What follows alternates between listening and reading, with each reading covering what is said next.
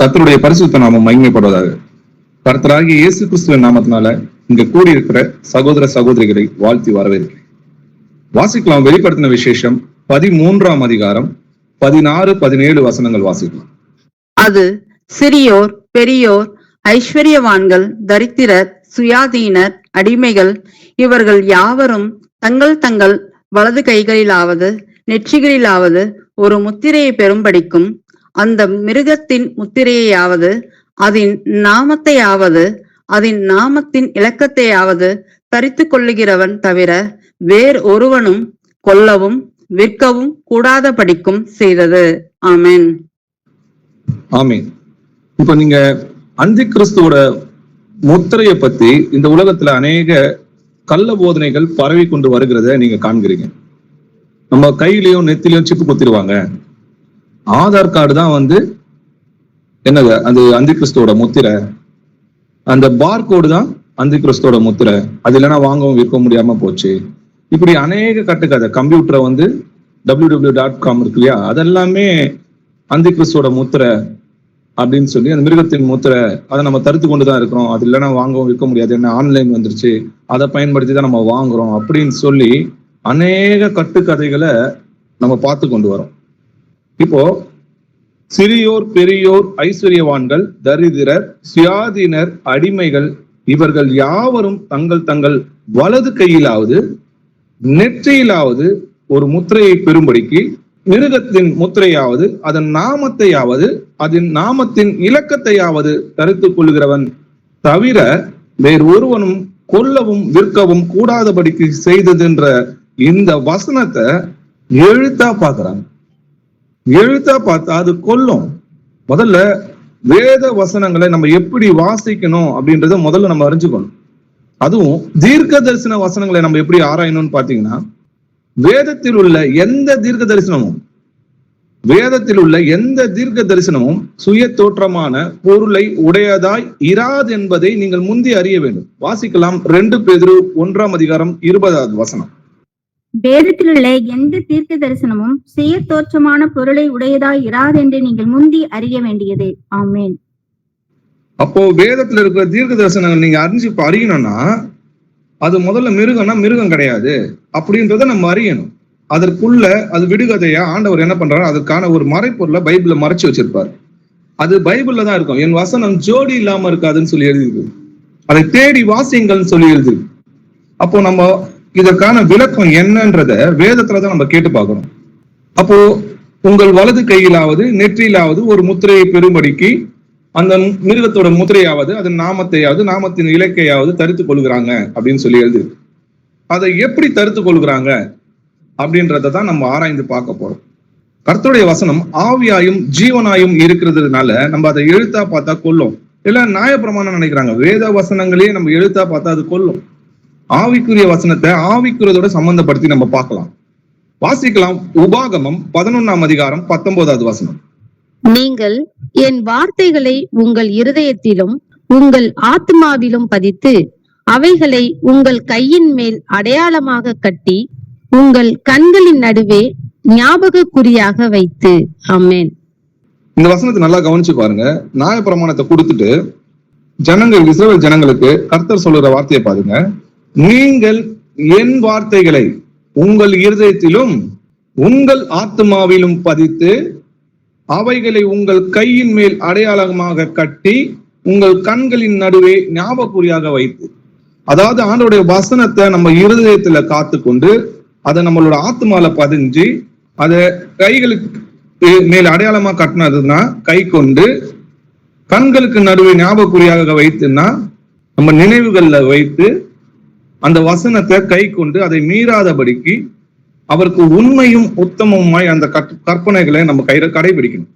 அதை தான் பாத்தீங்கன்னா கையில அடையாளமா கட்டிக்கிங்கன்னா கையில அடையாளமா அவங்க கட்டிக்கல.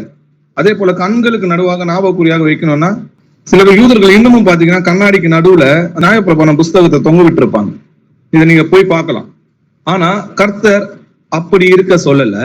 அது உன் இருதயங்கள்ல பதித்து உன் ஞாபகங்கள்ல வைத்து அதை நீ கை கொள்ள கடவாய். ஒரு ஆண்டவர் ஒரு கட்டளை சொல்றாருன்னா இதோ அடியேன் கேட்கிறேன். வசனத்தை நம்ம சோதித்திருந்து பார்க்கலாம். சோதித்தறிந்து பார்த்து நலமானதை பிடித்துக் கொள்ளுங்கள் எழுதியிருக்கு. ஆனா இதுதான் நலமானது என்று தெரிந்த பிறகும் அதற்கு கீழ்ப்படியாம போனா அது பாவம். இந்த வசனத்தை இன்னும் கொஞ்சம் விளக்கமா பார்க்கலாம். உபாகமம் 6ஆம் அதிகாரம் 6-8 வசனங்கள் வரைக்கும் வாசிக்கலாம். இன்று நான் உனக்கு கட்டளையிடுகிற இந்த வார்த்தைகள் உன் இருதயத்தில் இருக்க கடவது.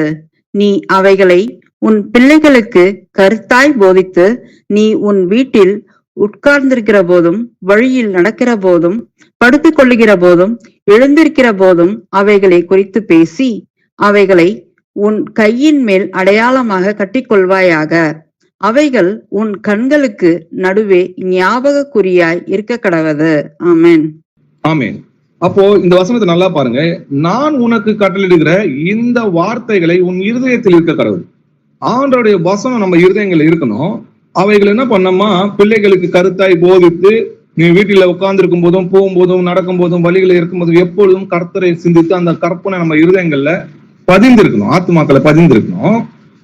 அவைகளை உன் கையின் மேல் அடையாளமாக கட்டிக்கொள்வாயாக. அவைகள் உன் கண்களுக்கு நடுவே ஞாபக குறியாக இருக்கப்படும். அப்ப கண்களுக்கு நடுவாக என்ன இருக்குன்னு பாத்தீங்கன்னா நெற்றி. அந்த நெற்றிகளையும் கைகளையும் தான் இங்க அடையாளமா சொல்றாரு. அப்போ ஆண்டவருடைய கற்பனைகளை நீங்க கை கொள்ளணும் அப்படின்னு ஆண்டவர் சொல்றாரு. இந்த நெற்றியை தான் என்ன சொல்றாரு, உங்கள் கைகளுக்கு மேல் அடையாளமாகவும் உங்க கண்களுக்கு நடுவே ஞாபக குறியாகவும் இருக்க கடவுதுன்னு இந்த நெற்றியையும் கையையும் தான் கை கொள்ள கடவுதுன்னு சொல்றாரு.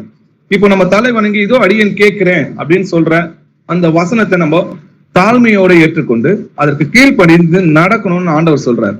இப்போ எசேக்கியேல் 3ஆம் அதிகாரம் 7வது வசனம் வாசிக்கலாம். இஸ்ரவேல் வீட்டாரோர் எனில் உனக்கு செவியெடுக்க மாட்டார்கள், எனக்கே செவியெடுக்க மாட்டோம் என்கிறார்களே. இஸ்ரவேல் வம்சத்தார் அனைவரும் கடினமான நெற்றியும் முரட்டாட்டமுள்ள இருதயமும் உள்ளவர்கள். ஆமென்.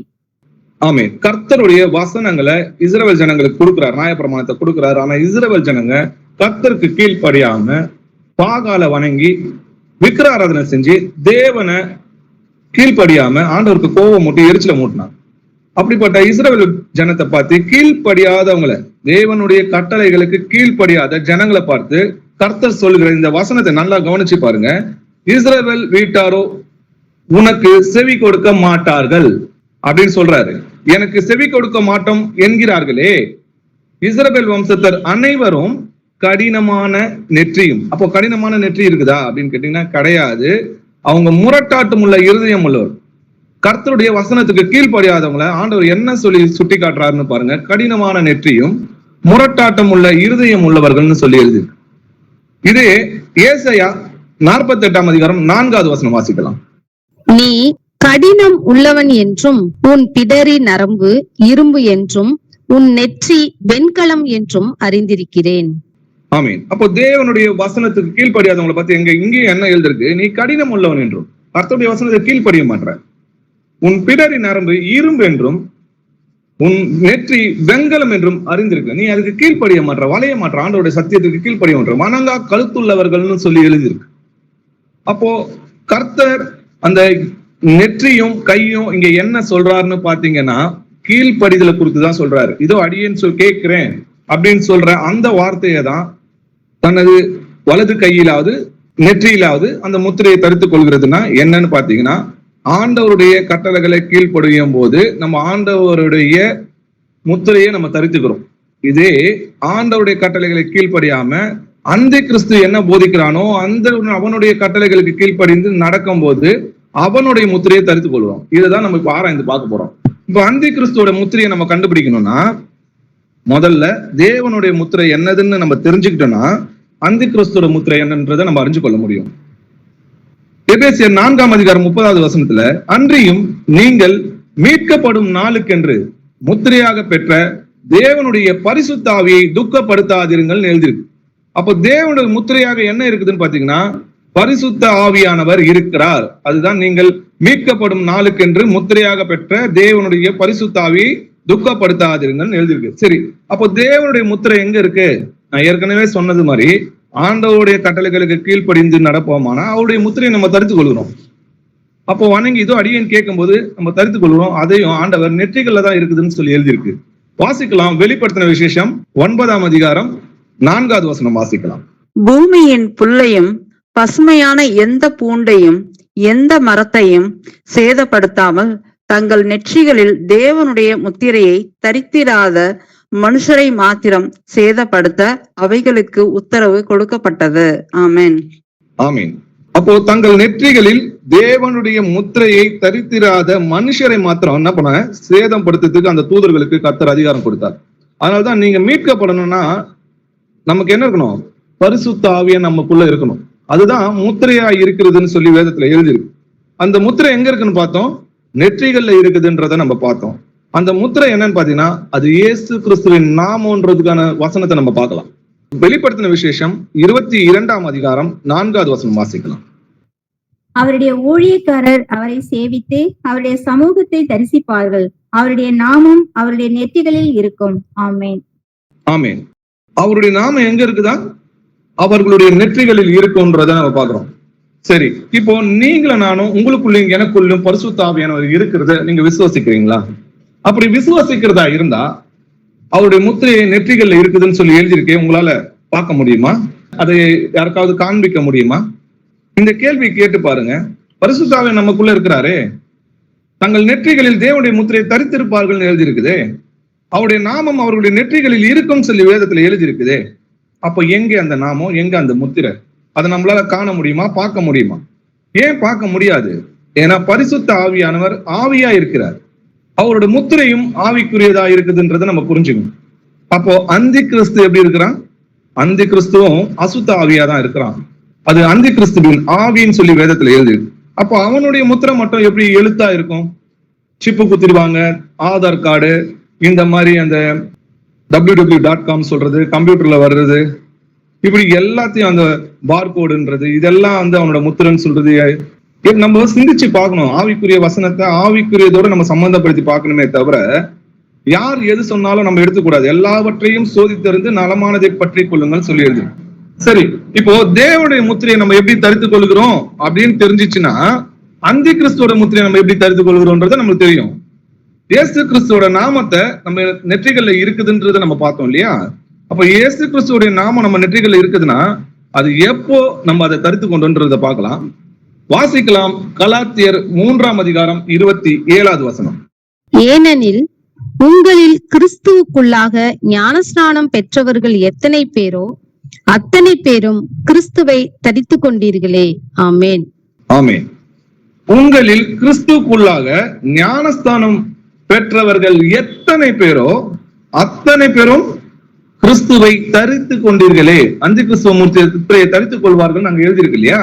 இங்க இயேசு கிறிஸ்து நாமத்தை நம்ம தரித்து கொண்டோமா? எப்போ? நம்ம கிறிஸ்துவுக்குள்ளாக ஞானஸ்தானம் பெற்றவங்க நீங்கள் மனம் திரும்பி ஒவ்வொருவரும் பாவ மன்னிப்புக்கு என்று கர்த்தராகிய இயேசு கிறிஸ்துவ நாமத்தில ஞானஸ்தானம் பெற்றுக் கொள்ளும் போது அவர் நாமத்தை தரித்து கொண்டோம். நம்ம பரிசுத்தாவை எப்படி பெற்றோம்? நீங்கள் விசுவாசிகளான போது வாக்குத்தத்தம் பண்ணப்பட்ட பரிசுத்தாவிக்குள் முத்திரை பண்ணப்பட்ட நீங்கள் ரட்சிப்பின் சுவிசேஷத்தை கேட்டு இயேசுவை தேவன் என்பதை உங்களுக்கு அறிவிக்கும் போது அவர் மீது உங்களுக்கு வரப்போற அந்த அன்பு, எனக்காக தேவன் மனிதனாக இறங்கி எனக்காக ஜீவனை கொடுத்தார். முதல்ல நான் பாவின்றதை ஒத்துக்கணும். நான் அநியாயக்காரன், அக்கிரமக்காரன், எனக்காக இறங்கி வந்தார். யாருடைய பாவங்கள் அதிகமாக மன்னிக்கப்பட்டதோ அவர்கள் அதிகமாக அன்பு கூறுவாங்க. அந்த விசுவாசத்தில் பிறக்கிறதே அன்பு. அந்த பரிசுத்த ஆவியானவர் தான் அன்பா இருக்கிறார். தேவன் அன்பாவே இருக்கிறார். அப்போ ஆண்டவருடைய கட்டளையை கேட்டு கீழ்ப்படிந்து நடக்கும் போது நம்ம பரிசுத்த ஆவியை பெற்றுக்கொள்கிறோம். அவர் ஞானஸ்தானம் எடுக்கும்போது அவர் நாமத்தை தரித்து கொள்றோம். அதனால்தான் வானத்திலும் பூமியிலும் அவருடைய நாமமே அல்லாமல் வேறொரு நாமம் நமக்கு ரட்சிக்கப்படுறதுக்கு கட்டளை ஈடப்படவில்லைன்னு சொல்லி எழுது. நம்ம ரட்சிக்கப்படணும்னா அது இயேசு கிறிஸ்துவின் நாமமே அல்லாமல் வேறொரு நாமம் கிடையாது. 1 யோவான் 3ஆம் அதிகாரம் 24வது வசனம் வாசிக்கலாம். அவருடைய கட்டளைகளை கைக்கொள்ளுகிறவன் அவரில் நிலைத்திருக்கிறான், அவரும் அவனில் நிலைத்திருக்கிறார்.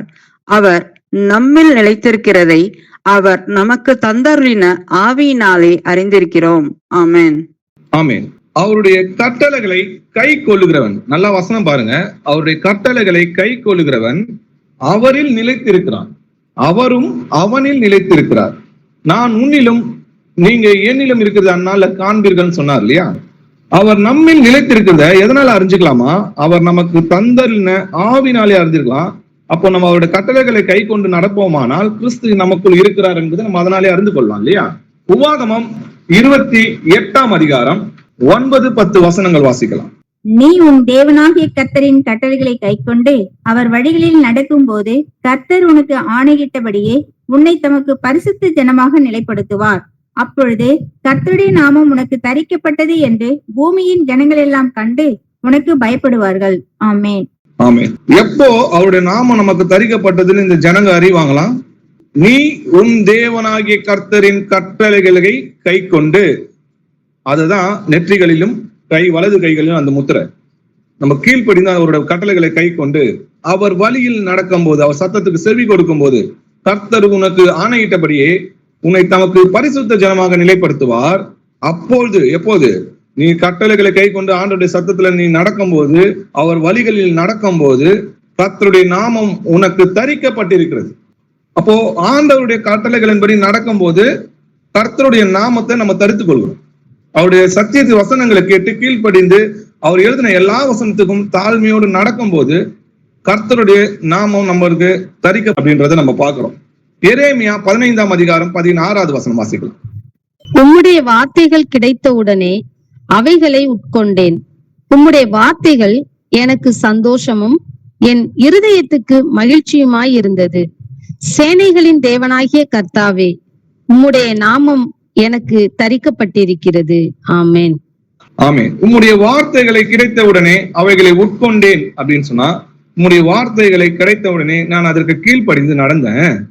உம்முடைய வார்த்தைகள் எனக்கு சந்தோஷமும் என் இருதயத்துக்கு மன மகிழ்ச்சியுமாய் இருக்கிறது. சேனைகளின் தேவனாக கர்த்தாவே, உம்முடைய நாமம் எனக்கு தரிக்கப்பட்டிருக்கிறது. ஏன்னா உம்முடைய கட்டளைகளுக்கு நான் கீழ்ப்படிந்து இதோ அடியேன் கேட்கிறேன்னு நான் சொல்லும் போதே உம்முடைய நாமம் எனக்கு தரிக்கப்பட்டிருக்கு. அப்ப நீங்க பாத்தீங்கன்னா பழைய ஏற்பாட்டுல பாத்தீங்கன்னா இஸ்ரவேல் ஜனங்களுக்கு என்னுடைய நாமம் தரிக்கப்பட்டதுன்னு இருக்குது. அதே பாத்தீங்கன்னா அந்த ஆலயம் கட்டுறாங்க, அந்த ஆலயத்துல என் நாமம் தரிக்கப்பட்டிருக்குதுன்றாரு. அந்த நகரத்துக்கும் என் நாமம் தரிக்கப்பட்டிருக்குது. அப்போ கர்த்தருடைய பரிசுத்தமான ஜனங்களுக்கும் அந்த நாமம் பரிசுத்தமான நகரத்துக்கும் எல்லாமே பரிசுத்தமான ஆலயத்துக்கும் அவருடைய நாமம் தரிக்கப்பட்டிருக்கிறத நம்ம பாக்குறோம். அப்போ இயேசு கிறிஸ்துவோட நாமத்தை நம்ம எப்படி தரித்துக் கொள்கிறோம்னா, ஆண்டவராகிய இயேசு கிறிஸ்துவோட கட்டளைகளுக்கு கீழ்ப்படிந்து அவர் நாமத்துல ஞானஸ்தானம் எடுக்கும்போது அவருடைய கட்டளைகளை கீழ்ப்படிந்து தொடர்ந்து மரண பரியந்தம் அவருக்கு உண்மையா இருக்கும் வரைக்கும் அவருடைய நாமம் நமக்கு தரிக்கப்பட்டிருக்குதுன்றதை நம்ம புரிஞ்சுக்கிறோம். சரி, அதே போல அந்தி கிறிஸ்துவோட முத்திரையை நம்ம எப்படி தரித்துக் கொள்கிறோம்? அப்போ அதுக்கு முன்னாடி அந்தி கிறிஸ்து ஒரு மனுஷனா இல்ல ஒரு ஆவியான்றதை நம்ம பார்க்கலாம். 1 யோவான் 4ஆம் அதிகாரம் 3வது வசனம் வாசிக்கலாம். மாம்சத்தில் வந்த இயேசு கிறிஸ்துவை அறிக்கை பண்ணாத எந்த ஆவியும் தேவனால் உண்டானதல்ல. வருமென்று நீங்கள் கேள்விப்பட்ட அந்தி கிறிஸ்துவினுடைய ஆவி அதுவே. அது இப்பொழுதும் உலகத்தில் இருக்கிறது. ஆமென். ஆமென். மாம்சத்தில் வந்த இயேசு கிறிஸ்துவை அறிக்கை பண்ணாத எந்த ஆவியும் தேவனால் உண்டானது அல்ல. அப்ப தேவனால் உண்டானது அல்லனா அது பிசாசினால் உண்டானதுன்னு அர்த்தம். வரும் என்று நீங்கள் கேள்விப்பட்ட அந்தி கிறிஸ்துவோட ஆவி அதுவே. அப்போ அது அந்தி கிறிஸ்துவோட ஆவி, அது இப்போதும் உலகத்தில் இருக்குது. ஏன்னா இயேசு கிறிஸ்துவ ஏற்றுக்கொள்ளாதவங்க அன்னைக்கு இருந்தாங்க இல்லையா? அப்போ இயேசு கிறிஸ்துவ என்னன்னு அறிக்கை பண்ணோம்? கர்த்தர் என்று அறிக்கை பண்ணோம். அவங்க இன்னைக்கு இயேசு கிறிஸ்துவ தேவன் என்றும் மகா தேவன் என்றும் நமது ரட்சகர் என்றும் யாராவது அறிக்கை பண்றாங்களா? சரி, அந்தி கிறிஸ்துவ ஆவின்றதுக்கான வசனத்தை நம்ம பார்த்தோம். அப்ப அந்தி கிறிஸ்துவோட முத்திரை எப்படி இருக்கும்? அதுவும் ஆவிக்குரியதா தானே இருக்கும். சரி, வாசிக்கலாம். 1 யோவான் 2ஆம் அதிகாரம் 18-19 வசனங்கள் வாசிக்கலாம். பிள்ளைகளே, இது கடைசி காலமாய் இருக்கிறது. அந்தி கிறிஸ்து வருகிறான் என்று நீங்கள் கேள்விப்பட்டபடி இப்பொழுதும் அநேக அந்தி கிறிஸ்துகள் இருக்கிறார்கள். அதனாலே இது கடைசி காலம் என்று அறிகிறோம். அவர்கள் நம்மை விட்டு பிரிந்து போனார்கள், ஆகிலும் அவர்கள் நம்முடையவர்களாய் இருக்கவில்லை. நம்முடையவர்களாய் இருந்தார்களானால் நம்முடனே நிலைத்திருப்பார்களே. எல்லாரும் நம்முடையவர்கள் அல்லவென்று வெளியாகும்படிக்கே பிரிந்து போனார்கள். ஆமென். ஆமென். பிள்ளைகளே, இது கடைசி காலமா இருக்கிறது. அந்தி கிறிஸ்து வருவான் என்று நீங்கள் கேள்விப்பட்டபடி இப்போதும் அநேக அந்தி கிறிஸ்துகள் இருக்கிறாங்க. அப்ப அந்தி கிறிஸ்து அநேக இருக்கிறாங்கன்னா அந்தி கிறிஸ்துவோட ஆவி இந்த மனிதருக்குள்ள இருக்குது இல்லையா? இதனாலே இது கடைசி காலம் என்று அறிந்திருக்கு. அப்ப அந்தி கிறிஸ்து நம்ம எப்படி அறிஞ்சிருக்கலாம்? மாம்சத்தில் வந்த இயேசு கிறிஸ்துவை அறிக்கை பண்ணாத எந்த ஆவியும் தேவனால் உண்டானது அல்ல, அது பிசாசனால் உண்டாயிருக்கிறதுன்றதை நம்ம பாக்குறோம். அவர்கள் நம்மை விட்டு பிரிந்து போனார்கள். நல்லா பாருங்க, ஆதி சபை பேதுரு கையில தான் ஆண்டவர் கொடுத்தாரு.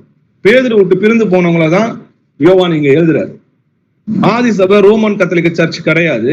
அவங்க நம்முடைய கர்த்தராகிய இயேசு கிறிஸ்துவோட சபையில இருந்து பிரிந்து போனவங்கன்றதை நம்ம புரிஞ்சுக்கணும். ஆகிலும் அவர்கள் நம்முடையவர்களா இருக்கவில்லை, நம்முடையவர்களா இருந்தார்கள், ஆனால் நம்முடனே நிலைத்திருப்பாங்க. நிலைத்திருப்பார்கள்னா என்ன அர்த்தம்?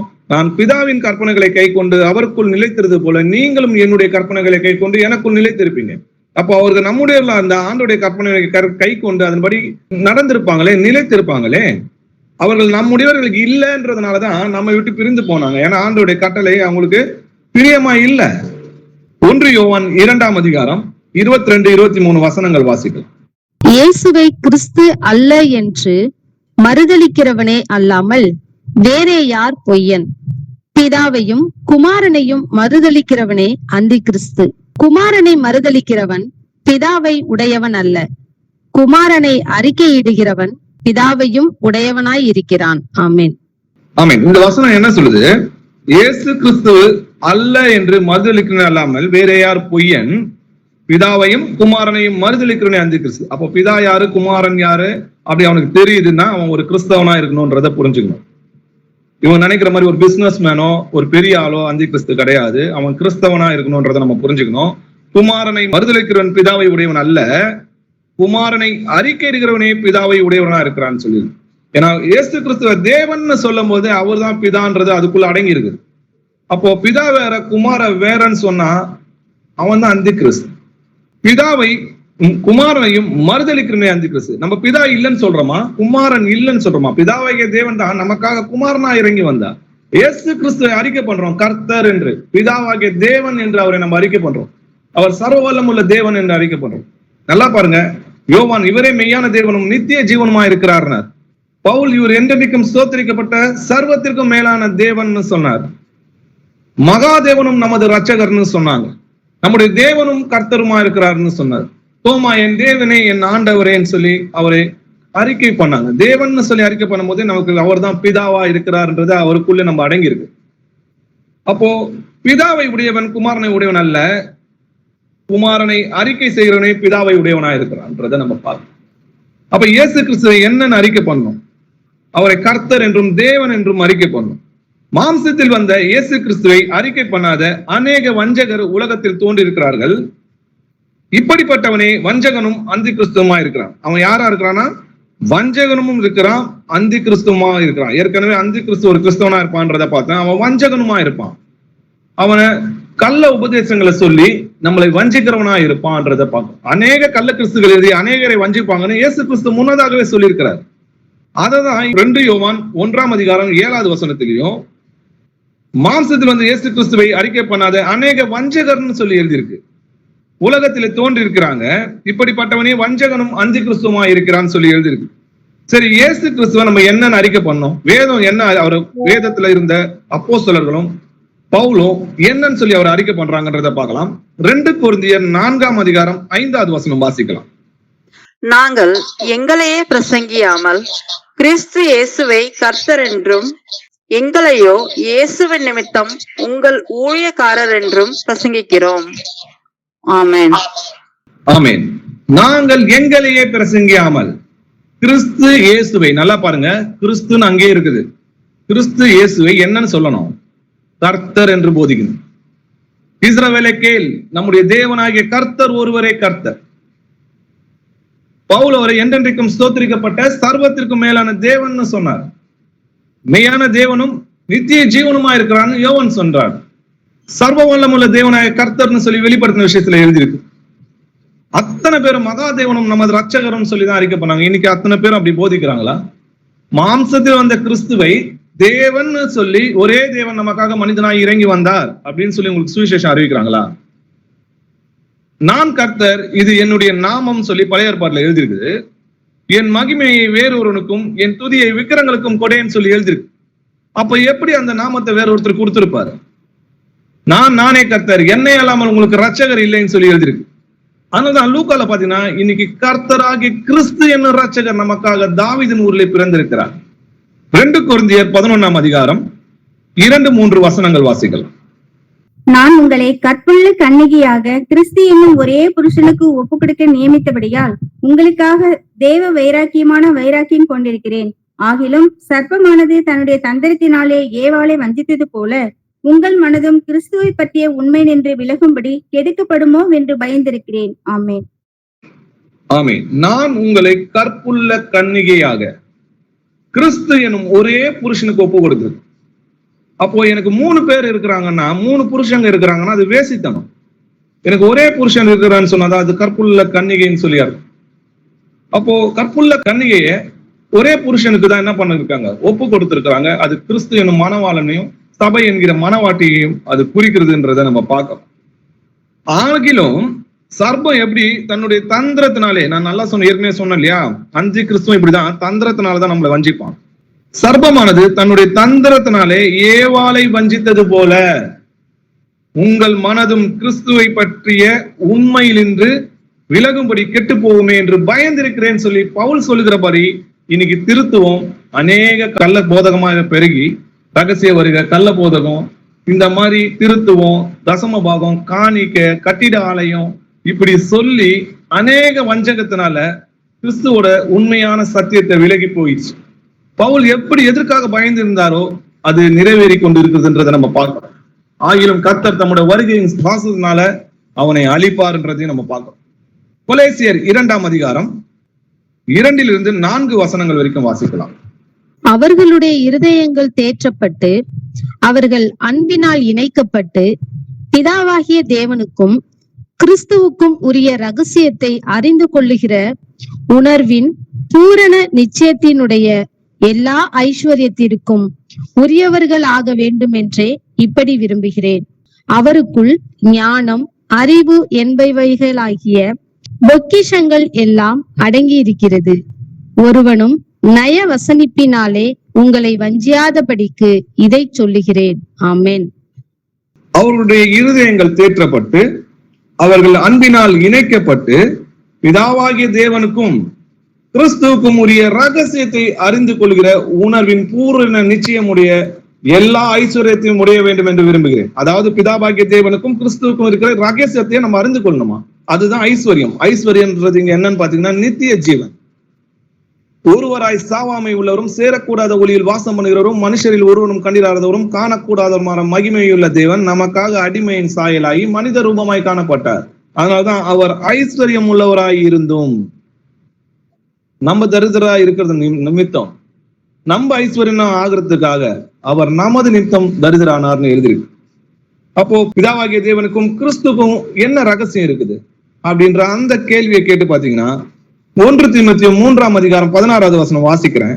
அன்றியும் தேவ பக்திக்குரிய ரகசியமானது யாவரும் ஒப்புக்கொள்கிறபடி மகா மேன்மை உள்ளது. தேவன் மாம்சத்தில் வெளிப்பட்டார்னு சொல்லி எழுதியிருக்குதே தவிர தேவகுமாரன் மாம்சத்தில் வெளிப்பட்டார்னு எழுதல. தேவனை ஒருவனும் ஒரு காலம் கண்டது கிடையாது. இவர் எல்லாரும் பார்த்திருக்கிறாங்களே அப்படின்னு நீங்க கேட்டீங்கன்னா, அவர் ஆவிலே நீதி உள்ளவர் என்று விளங்கப்பட்டார், தேவ தூதர்களால் காணப்பட்டார், அவர் அடிமையின் சாயலாகி மனித ரூபமாய் காணப்பட்டார்.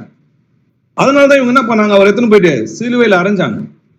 வசனம் சொல்லுது, இப்பிரபஞ்சத்தின் பிரபுக்களில் ஒருவனும் அறியவில்லை, அறிந்தார்கள் ஆனால் நம் மகிமையின் கர்த்தரை அவர்கள் சிலுவையில் அறிந்திருக்க மாட்டார்களே.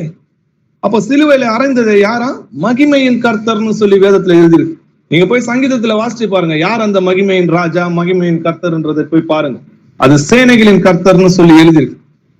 கலாத்தியர் 1ஆம் அதிகாரம் 6-9 வசனங்கள் வரைக்கும் வாசிக்கலாம். உங்களை கிறிஸ்துவின் கிருபையினாலே அழைத்தவரை நீங்கள் இவ்வளவு சீக்கிரமாய் விட்டு வேறொரு சுவிசேஷத்திற்கு திரும்புகிறதை பற்றி நான் ஆச்சரியப்படுகிறேன். வேறொரு சுவிசேஷம் இல்லையே. சிலர் உங்களை கலகப்படுத்தி கிறிஸ்துவனுடைய சுவிசேஷத்தை புரட்ட மனதாய் இருக்கிறார்களே அல்லாமல் வேறல்ல. நாங்கள் உங்களுக்கு பிரசங்கித்த சுவிசேஷத்தை அல்லாமல் நாங்களாவது வானத்திலிருந்து வருகிற ஒரு தூதனாவது வேறொரு சுவிசேஷத்தை உங்களுக்கு பிரசங்கித்தால் அவன் சபிக்கப்பட்டவனாய் இருக்க கடவன்.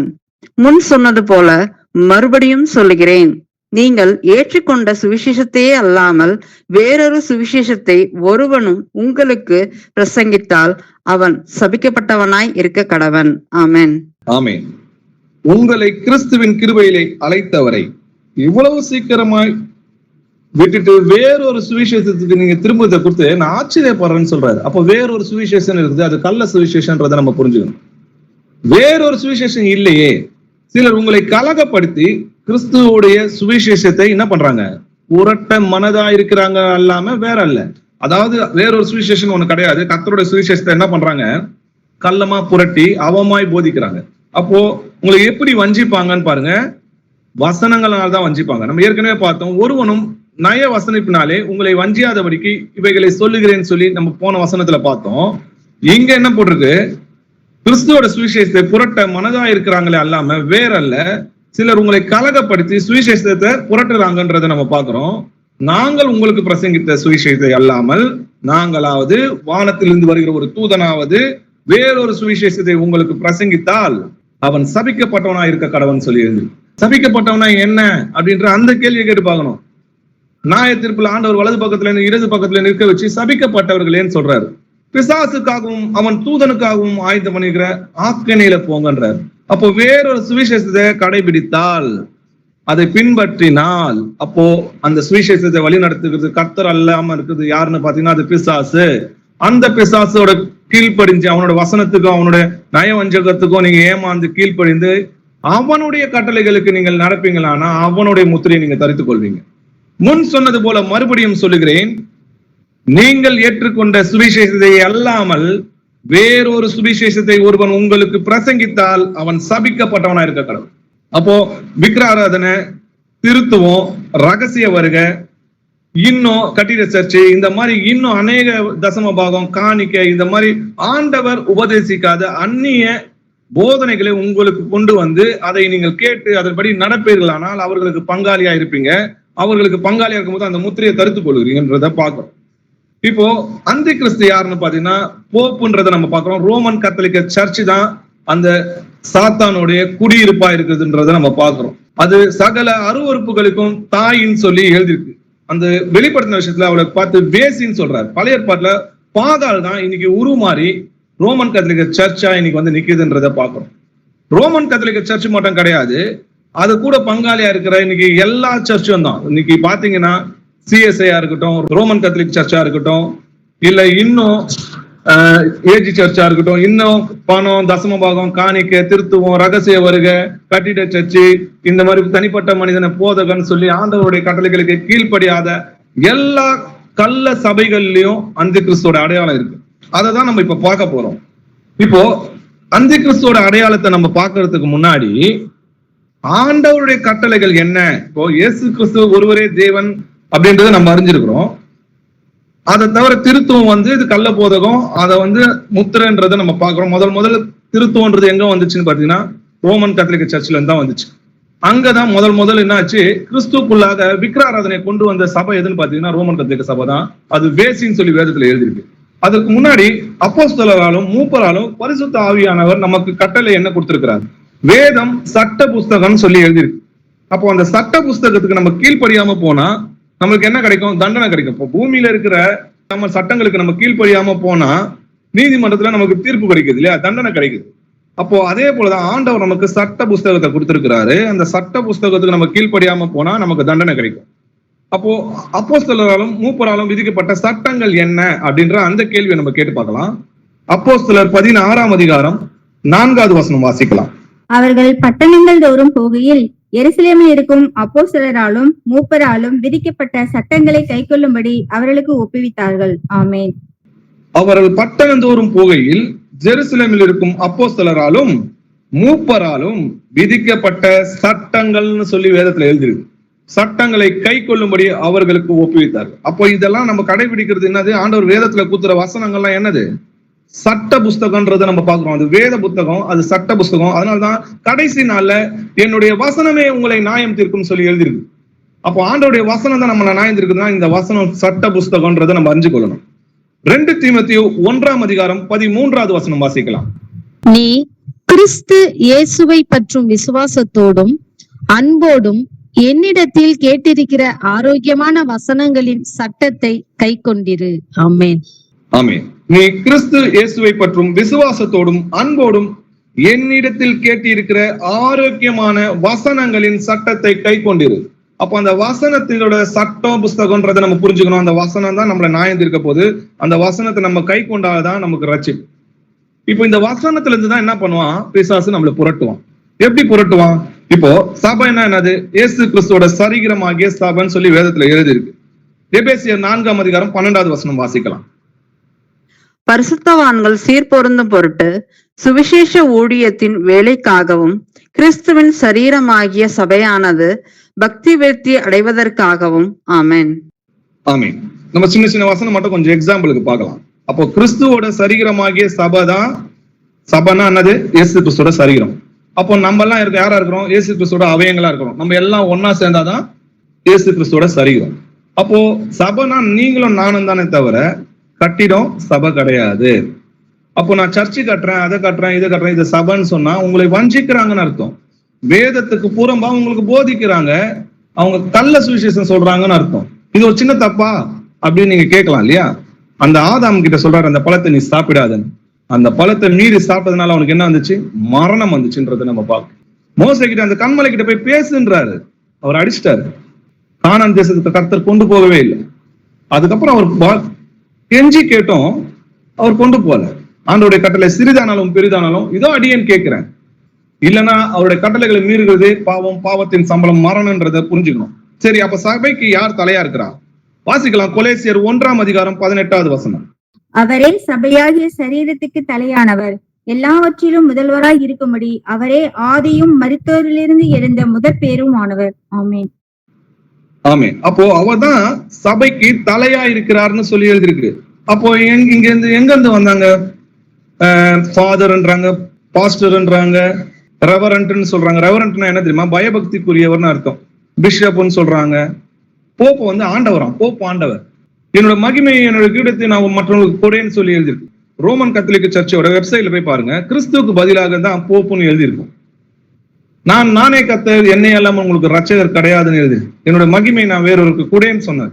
ஆனா அந்தி கிறிஸ்து என்ன பண்ணுவான்? கிறிஸ்துவோடைய மகிமையை திருடுகிறவனா இருப்பான்றதை நம்ம பார்க்கிறோம். நம்ம அன்புக்கும் நற்கிரைக்கும் நம்ம ஏவப்படும்படிக்கு ஒருவர் கவனித்து புத்தி சொல்றதுக்காக தான் சபை கூடி வரும். ஆனா இங்க ஆக்கினைக்கு ஏதுவான கூடிகைன்னு சொல்லி வேதத்துல எழுதிருக்கு. அதாவது நரகத்துக்கு போறதுக்கே இவங்க கூடி வராங்க. அதனாலதான் ஆக்கினைக்கு ஏதுவான கூடுகை. ஆக்கினைக்கு ஏதுவான கூடுகையும் உண்டு. எங்கே? வசனத்துக்கு விரோதமாக போதனைகள், தசம பாகம், காணிக்கை, சபை கட்டிட பணம், திருத்துவம், ரகசிய வருகை, இன்னும் அநேக கள்ள போதகங்களை இருக்கிற ஆண்டவருடைய ஆவி அல்லாம அவருடைய கட்டளைகளை மீறி நடக்கிற எல்லாமே ஆக்கினைக்கு ஏதுவாக கூடுகைன்னு சொல்லி வேதத்துல எழுதிருக்கு. அப்ப சபை எங்க கூடணும்னு பாத்தீங்கன்னா வீடுகள்ல தான் கூடி இருக்கணும். வீடு தோறும் அப்பம் விட்டு திராட்சை ரசம் எடுத்தாங்கன்றத பாக்குறோம். ஜெருசலேம்ல ஒரே ஒரு ஆலயம் தான் இருந்தது. கர்த்தர் அதை என்ன பண்ணாரு? இடித்து போடுங்கள் சொன்னார். சாலமோன் அவருக்கு ஆலயத்தை கட்டினான். ஆகிலும் உன்னதமானவர் கைகளினால் செய்யப்பட்ட ஆலயங்களில் வாசமாயிரார்னு சொல்லி எழுது. வானம் எனக்கு சிங்காசனம், பூமி எனக்கு பாதபடி, நீங்கள் எனக்கு எப்படிப்பட்ட ஆலயத்தை கட்டுவீங்க? இவைங்க எல்லாவற்றிலும் என்னோட கரம் இருக்கு இல்லையா? அப்ப நான் ஆண்டுக்கு ஆலய கட்டி கைகளால் கட்டப்பட்ட ஆலயத்தில் நான் வாசமா இல்லைன்றார். ஆனாலும் அவங்க என்ன பண்ணல? கேட்கிறதா இல்ல. வாசிக்கலாம். எரேமியா 7:4 கர்த்தரின் ஆலயம், கர்த்தரின் ஆலயம், கர்த்தரின் ஆலயம் இதுவே என்று சொல்லி பொய் வார்த்தைகளை நம்பிக்கொள்ளாது இருங்கள். ஆமென். கர்த்தருடைய ஆலயம், கர்த்தருடைய ஆலயம், கர்த்தருடைய ஆலயம் இதுவே என்று சொல்லி பொய் வார்த்தைகளை நம்பிக்கொள்ளாதீர்கள் தீர்க்கதரிசனம் எழுதிருக்கு. அப்போ பழைய ஏற்பாட்டுல பாத்தீங்கன்னா அவரோட ஆலயத்துல அவரோட நாமம் தரிக்கப்பட்டிருக்குதுன்றதை நம்ம பார்த்தோம். அந்த ஜெருசலேமுக்கு அவரோட நாமம் தரிக்கப்பட்டதுன்றதை பாக்குறோம். அந்த ஜனங்களுக்கு, பரிசுத்தமான ஜனங்களுக்கு என்னுடைய நாமம் தரிக்கப்பட்டிருக்குதுன்றதை பாக்குறோம். ஜெபம் பண்ணும்போது கூட அவங்க என்ன சொல்லுவாங்க? உங்களுடைய நாமம் இந்த ஜனங்களுக்கு தரிக்கப்பட்டிருக்குதே, மனம் இறங்கி எங்களை ரட்சியும் கர்த்தாவேன்னு சொல்லி இஸ்ரவேல் ஜனங்க ஜெபம் பண்ணுவாங்க. அப்போ கர்த்தர் அல்லாத அந்தி கிறிஸ்துவோட ஆலயத்துல நம்ம போகும்போதோ நம்ம என்ன பண்றோம்? அவனுடைய முத்திரையை நம்ம தரித்துக் கொள்கிறோன்றதை நம்ம பாக்குறோம். எந்த கிறிஸ்துவ தேவாலயத்திலும் கர்த்தராக இயேசு கிறிஸ்து இல்லை. அவர் சத்தியத்திற்கு செவி கொடுக்கும் பிள்ளைகளோட வாசம் பண்ணுகிறார். நீங்களே தேவனுடைய ஆலயமா இருக்கிறீங்க, தேவனுடைய ஆவி உங்களுக்குள் வாசமா இருக்கிறார் என்று அறியாது இருக்கிறீர்களான்னு சொல்லி 1 கொரிந்தியர் 3:16 சொல்லுது. வசனம் சொல்லுது நீங்க தான் தேவனுடைய ஆலயம்னு. ஆனா இந்த கல்லர்கள் சொல்றாங்க இதுதான் தேவனுடைய ஆலயம். அந்த ஆலயத்துல பங்கு கொள்கிறவங்க அவரோட பங்கு கொள்கிறாங்க. இப்போ நல்லா பாருங்க, ரோமன் கத்தோலிக் சர்ச்ல நீங்க மெம்பரா இருக்கணும், இல்ல சிஎஸ்சி சர்ச்ல மெம்பரா இருக்கணும், இல்ல ருத்ரன் சர்ச்ல நீங்க மெம்பரா இருக்கணும், இல்ல ஏஜ் சர்ச்ல இந்த மாதிரி எந்த கட்டிட சபைகளும் ஆண்டவருக்கு விரோதமாக கட்டப்படுற எல்லா சபையும் நீங்க மெம்பரா இருந்தாதான் உங்களுக்கு வாங்கவும் விற்கவும் கூடாதபடிக்கு அது செஞ்சுன்னா, உங்களோட பிள்ளைகளுக்கு கல்யாணம்னா நீங்க அங்க மெம்பர்ஷிப்பா இருந்தாதான் என்ன கிடைக்கும்? கல்யாணத்துக்கு சர்ச்சு கொடுப்பாங்க. இல்ல நம்ம வீட்டுல வயசானவங்க இறந்துட்டாங்கன்னா கல்லறை வேணும்னா அதுக்கு நீங்க மெம்பர்ஷிப்பா இருக்கணும், இல்லைன்னா உங்களுக்கு கல்லறை கொடுக்க மாட்டான். அதனாலதான் அது வாங்கவும் விற்கவும் கூடாதபடிக்கு செஞ்சுச்சுன்றதை நம்ம பார்க்கிறோம். வெளிப்படுத்தின விசேஷம் 18 அதிகாரம் 2-3 வாசிக்கலாம். அவன் பலத்த சத்தமிட்டு, மகா பாபிலோன் விழுந்தது, விழுந்தது, அது பேய்களுடைய குடியிருப்பும் சகலவித அசுத்த ஆவிகளுடைய காவல் வீடும் அசுத்தமும் அருவருப்பும் உள்ள சகலவித பறவைகளுடைய கூடுமாயிற்று. அவளுடைய வேசித்தனத்தின் உக்கிரமான மதுவை எல்லா ஜாதிகளும் குடித்தார்கள். பூமியின் ராஜாக்கள் அவளோட வேசித்தனம் பண்ணினார்கள். பூமியின் வர்த்தகர் அவளுடைய செல்வ செருக்கின் மிகுதியினால் ஐஸ்வர்யவான்களானார்கள் என்று விளம்பினான். ஆமென். மகா பாபிலோன் விழுந்தது, விழுந்தது, அது பேய்களுடைய குடியிருப்பான். இந்த பாபிலோன்றது பழைய ஏற்பாடுல பாத்தீங்கன்னா ஈராக்ல இருக்கிற இடத்த சொல்லி குறிக்கிறது. அங்க பாத்தீங்கன்னா விக்கிர ஆராதனையும் ஆணோட ஆணும் பெண்ணோட பெண்ணுமான அவலட்சணமான அப்ப சகல விதமான அசுத்தங்களும் இருக்குது. இன்னைக்கு எங்க இருக்குதுன்னு பாத்தீங்கன்னா அது ஐரோப்பாவிலையும் ரோமன் கத்தோலிக்க சர்ச்சில் தான் இருக்குது. அது பேய்களோட குடியிருப்பு. அந்த சர்ச்சை என்னன்னு சொல்லி இருக்கு, பேய்களோட குடியிருப்பு, சகல அசுத்த ஆவிகளுடைய காவல் வீடும் அசுத்தமும் அருவருப்புள்ள சகல விதமான பறவைகளுடைய கூடுமாயிற்று. அதனாலதான் ஆண்டவர் பாத்தீங்கன்னா பிசாசு அந்த பண்டிகைக்குள்ள போகணுமா கேட்கும்போது போன்றாரு. ஏன்னா பிசாசு அசுத்தமா இருக்குது. ஏன்னா அது விக்கிர ஆராதனைக்கு அடையாளமா இருக்குது. இன்னைக்கும் இந்த விக்கிர ஆராதனை சர்ச்சுக்குள்ள நம்ம போறோம். இங்க போகும்போது என்ன பண்றோம், அந்த சர்ச்சோட அடையாளத்தை நம்ம என்ன பண்றோம், தடுத்து கொள்றோம். இல்ல அது அவங்களோட கட்டளைகளுக்கு கீழ்ப்படிந்து நடக்கும் போது அந்த அசுத்தமானதை நம்ம தடுத்து கொள்கிறோம்ன்றதை நம்ம பாக்குறோம். நல்லா பாருங்க, வேசித்தனத்தின் உக்கிரமான மதுவை, உக்கிரமான மதுனா மதுன்றது இங்க என்ன குறிக்குதுன்னு பாத்தீங்கன்னா திராட்சரசம். திராட்சரசனா உபதேசம்னா, உக்கிரமான மதுனா கள்ள உபதேசம். உக்கிரமான மதுவை எல்லா ஜாதிகளுக்கும் குடிக்க கொடுத்தால் பூமியின் ராஜாக்கள் அவளுடைய வேசித்தனம் பண்ணினார்கள். அப்போ பூமியின் ராஜாக்கள் அவளுடைய வேசித்தனம் பண்ணாங்கன்னா என்ன வேசித்தனம் எழுத்தா பார்க்க கூடாது. வேசித்தனம்னா என்னன்னு பாருங்க. எரேமியா 3ஆம் அதிகாரம் 9வது வசனம் வாசிக்கலாம். பிரசித்தமான அவருடைய வேசித்தனத்தினாலே தேசம் தீட்டுப்பட்டு போயிற்று, கல்லோடும் மரத்தோடும் விபச்சாரம் பண்ணி கொண்டிருந்தாள் என்றார். ஆமென். கல்லோடும் மரத்தோடும் விபச்சாரம் பண்ணி கொண்டிருந்தாள். கல்லோடும் மரத்தோடும் விபச்சாரம் பண்ண முடியுமா? அப்போ கல்லையும் மரத்தையும் வணங்குனதுதான், விக்கிராராதனை செஞ்சதுதான் கர்த்தர் வேசித்தனம்ன்றதை நம்ம சொல்றாரு.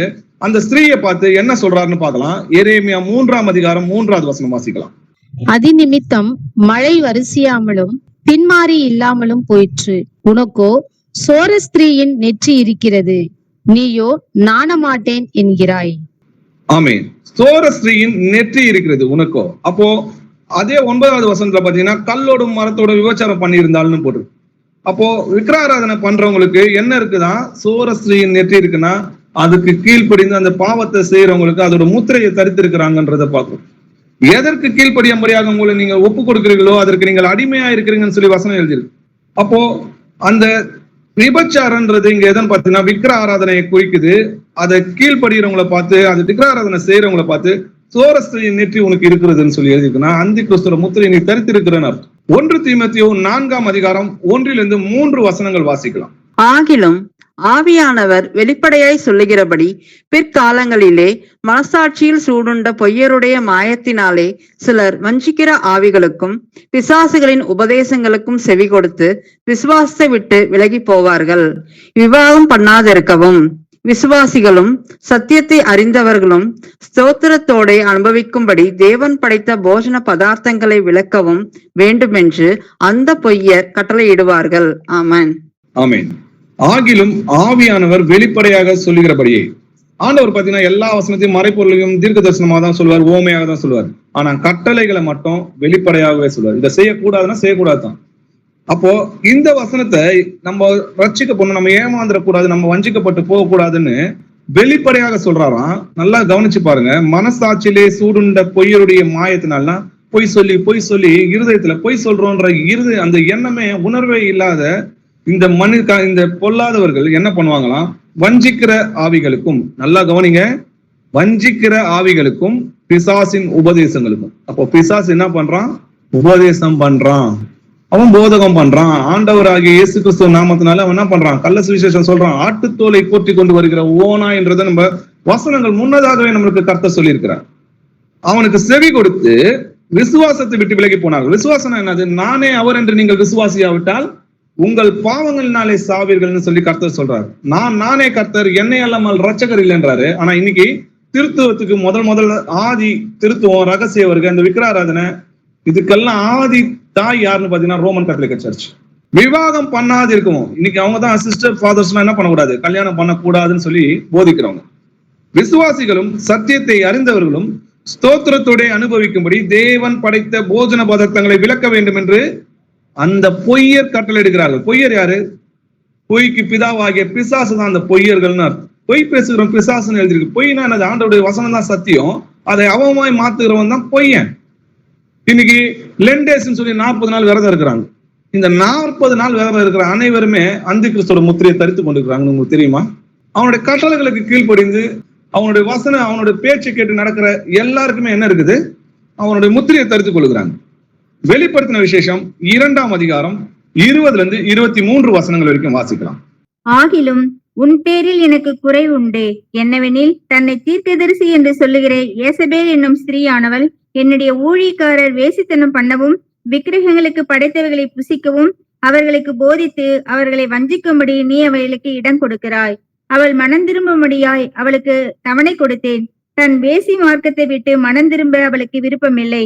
இதோ நான் அவளை கட்டில் கிடையாக்கி அவளுடனே விபச்சாரம் செய்தவர்கள் தங்களுடைய கிரியைகளை விட்டு மனம் திரும்பாவிட்டால் அவர்களையும் மிகுந்த உபத்திரவத்திலே தள்ளி அவர்களுடைய பிள்ளைகளையும் கொல்லுவேன்.